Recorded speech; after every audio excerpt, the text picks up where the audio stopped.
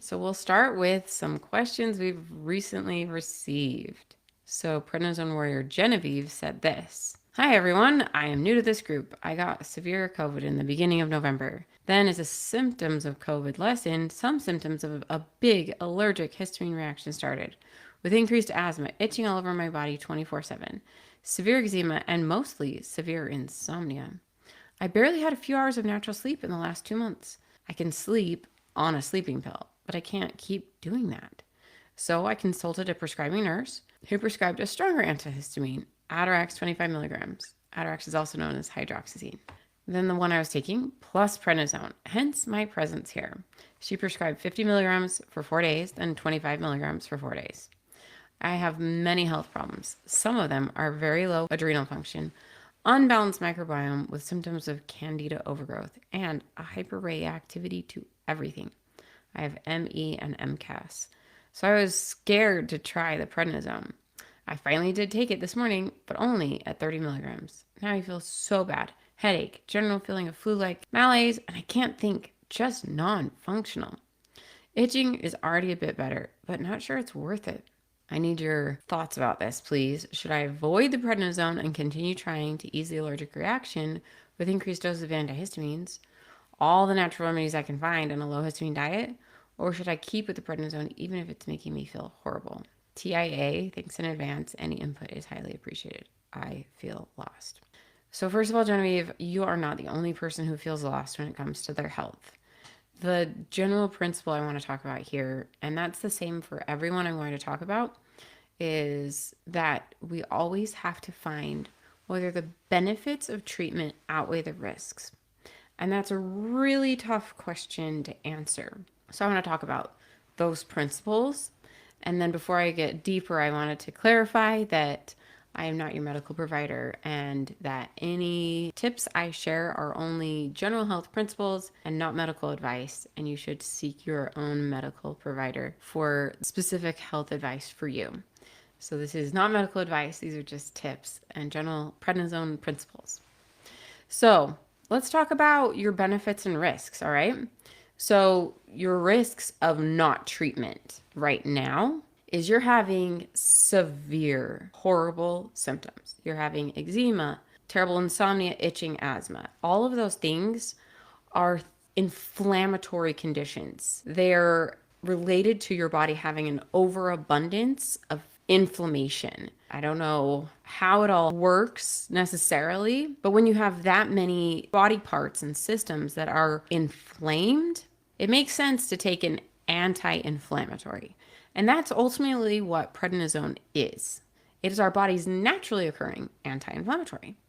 And so when you take prednisone, you're turning off inflammation everywhere, not just where your skin is for the eczema, not just in your lungs for the asthma, not just, for other people in their eyes, not just, it's the entire body.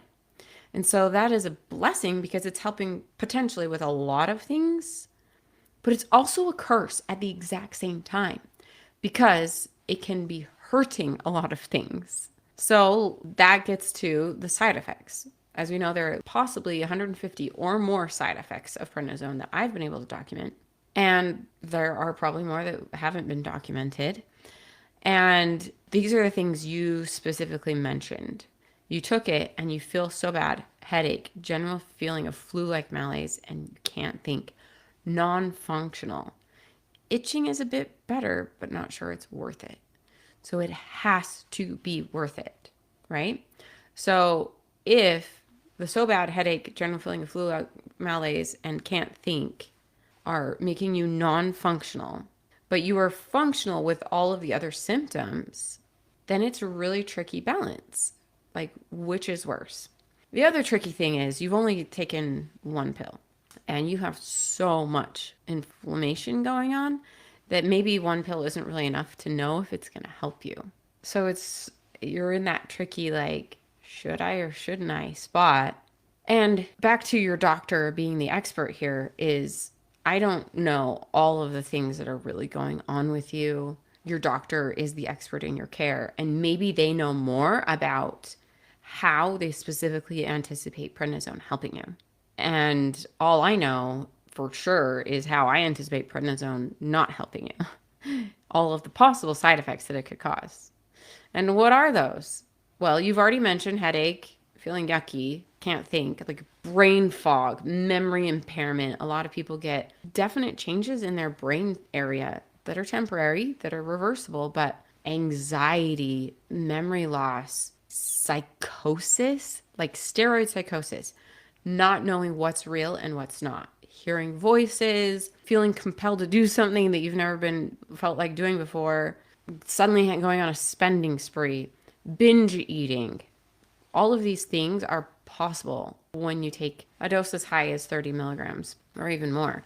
And it looks like, I just realized this, she prescribed 50 milligrams for 4 days and you only took 30. So possibly you didn't actually take enough to make it work. That is a thing I just noticed. Is you only took 50 milligrams, but you should have been taking 30 instead of 50. So maybe the side effects would be worse because you'd be at almost double the dose, but maybe the benefits would be better because maybe it would be enough. Because inflammation is just, it's like a fire, right? Like it's a fire inside your body. And if you are fighting a house being on fire with a garden hose, we saw how well that worked in California. It didn't. You have to have a full on like fire hose from the big, huge, thing this big that will get the water out instead of a thing this big. And so if you only gave it a garden hose worth of water, maybe a fire hose is what you actually needed. I don't know. That's a thing to consider.